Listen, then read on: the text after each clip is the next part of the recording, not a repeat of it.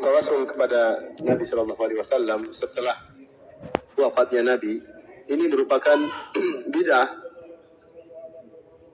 Dengan bentuk tawasul tersebut tidak mengantarkan kepada peribadatan. Karena kita tahu bahwasanya orang-orang musyrikin dahulu mereka juga bertawasul. Dalam ayat seperti kata Allah Subhanahu wa taala, mereka mengatakan ma na'buduhum illa liyuqarribuna ila Allahi zulfa. Kami tidak menyembah mereka kecuali mendekatkan kami kepada Allah sedekat-dekatnya.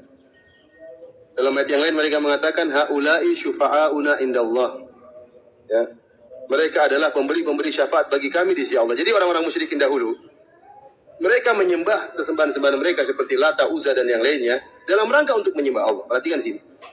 Jadi mereka menyembah sesembahan-sembahan mereka dalam rangka untuk menyembah apa? Allah. Jadi mereka masuk dalam kesyirikan dalam bab syafaat. Akan tetapi tatkala mereka minta syafaat kepada sesembahan-sembahan mereka disertai dengan peribadatan.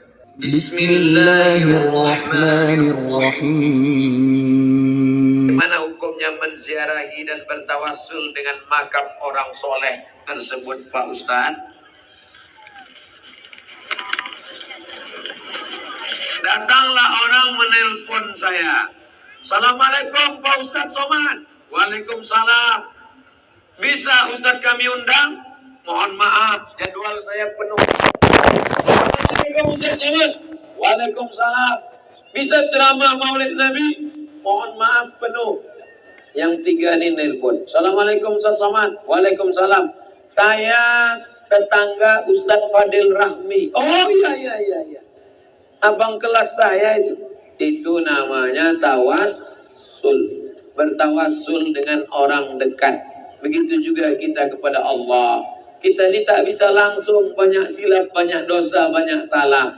Maka bertawassul, ya Allah, aku bertawassul kepada Engkau dengan menyebut nama Muhammad sallallahu alaihi wasallam. Aku berdoa kepada Engkau dengan menyebut nama Syekh Abdul Qadir Al-Jilani. Aku bertawassul kepada Engkau dengan menyebut nama Syekh Bahauddin An-Naqsabandi. Aku bertawassul kepada Engkau dengan menyebut nama Syekh Muhammad Wali. Aku bertawassul kepada Engkau dengan menyebut nama Syekh Kerungkali. Aku menyebut nama Syekh Abdul Rauf As-Singkili. Bukan kita meminta kepada kubur, bukan kita minta kepada orang, memintanya kepada Allah dengan menyebut nama-nama wali Allah. Begitu kata Syekh Abdullah bin Siddiq Al-Ghumari. Yang selama ini minta kepada wali, taubat. Karena kita tak boleh minta kepada manusia. Mintalah kepada Allah. Cara berdoanya Pak Ustaz, Allahumma inni as'alu ilaika, Allahumma inni atawassalu ilaika, Allahumma inna natawassalu ilaika bijahi Muhammad. Ya Allah, Allahumma inna nas'aluka bijahi Muhammad. Ya Allah, kami mohon kepada Engkau ya Allah dengan kemuliaan Muhammad. Bahasa Indonesianya Pak Ustaz, kami berdoa kepada Engkau ya Allah berkat Tuan Syekh Fulan bin Fulan. Maka saat itu kita bertawassul, bukan meminta kepada kubur, bukan meminta kepada jenazah, meminta kepada Allah dengan menyebut nama-nama wali Allah. Luruskan akidah, benarkan keyakinan, jangan sampai salah. Bertawassul itu apakah syirik? Bertawassul itu tidak syirik, saudara. Mengapa tidak syirik? Karena bertawassul, orang yang bertawassul dengan nabi dan wali itu bukan menyembah nabi dan wali. Itu menjalankan perintah Al-Quran. Di dalam Al-Quran, Allah Subhanahu wa ta'ala berfirman, Ya ayyuhalladzina amanu taqullah wabtaghu ilaihil wasilah. Hai orang-orang yang beriman, bertakwalah kalian kepada Allah, takutlah kalian kepada Allah. Takut pada Allah itu artinya menjalankan perintah-perintah agama, menjauhi larangan-larangannya. Ternyata bertakwa saja tidak cukup, masih ada perintah lagi. Apa? Wabtaghu ilaihil wasilah. Dan carilah wasilah menuju Allah. Wasilah itu artinya apa? Wasilah itu secara bahasa artinya perantara.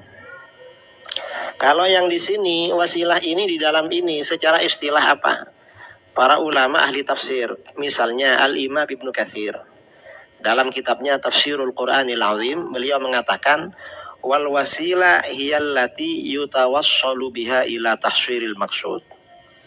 Wasilah adalah sesuatu yang mengantarkan kita menghasilkan apa yang menjadi tujuan kita. Ini contoh ya. Saya dari Surabaya ke Pekanbaru. Kalau jalan kaki kira-kira berapa lama? Ya lama, karena nggak bisa terbang. Kalau naik mobil lebih cepat. Karena ingin lebih cepat, naik pesawat. Pesawat itu dari Surabaya ke Pekanbaru kalau yang langsung dulu 2 jam. Kalau transit Jakarta, dari Surabaya ke Jakarta 1 jam 15 menit. Dari Jakarta ke Pekanbaru 1 jam setengah. Nah, pesawat itu namanya wasilah. Cuma wasilah dari Jakarta, dari Surabaya ke Pekanbaru. Artinya mempercepat, menghasilkan apa yang menjadi keinginan kita. Tawasul ada 2 macam. Kalau itu bukan tawasul tadi, itu doa, mendoakan mayat, doa orang meninggal. Dengan istilah ilah ruhi, nggak usah alergi sama ruhi. Dalam bahasa Arab nggak perlu dalam istilah bingung ruhi. Sebab yang paling berharga dari bangsa manusia adalah rohnya. Setelah itu dibangun dalam keyakinan bahwasanya kalau orang mendapatkan seksa di dalam kubur juga seksa dengan jasad dan rohnya. Gimana cara mengembalikan jasadnya Allah Maha tahu. Kemudian setelah itu ada namanya tawasul. Tawasul beda, bukan itu babnya. Kalau tawasul itu adalah 2. Pertama tawasul dengan doa, yang kedua doa dengan tawasul.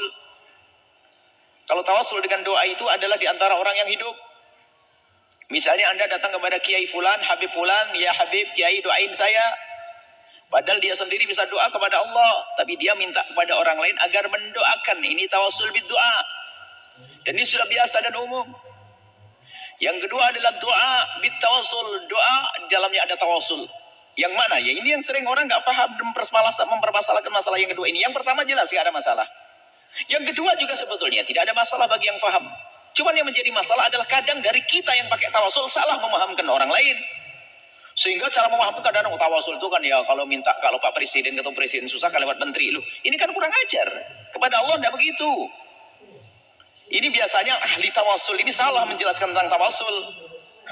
Yang senang tawasulan salah menerjemahkan makna tawasul. Sehingga yang anti tawasul tambah jadi karena salah memahamkan makna tawasul. Tawasul itu bukan menjadikan orang perantara, bukan. Tawasul doa bitawasul bukan menjadikan orang perantara. Kalau doa tawasul biddoa tadi ia menjadikan orang untuk mendoakan kita yang pertama. Tapi tawasul yang selama ini dipermasalahkan ada orang salah paham. Bukan menjadikan orang perantara ya kalau kita kepada presiden susah lewat ini, ke Pak Lurah lewat Bu Lurah, lewat anaknya. Ini kan urusan dengan manusia.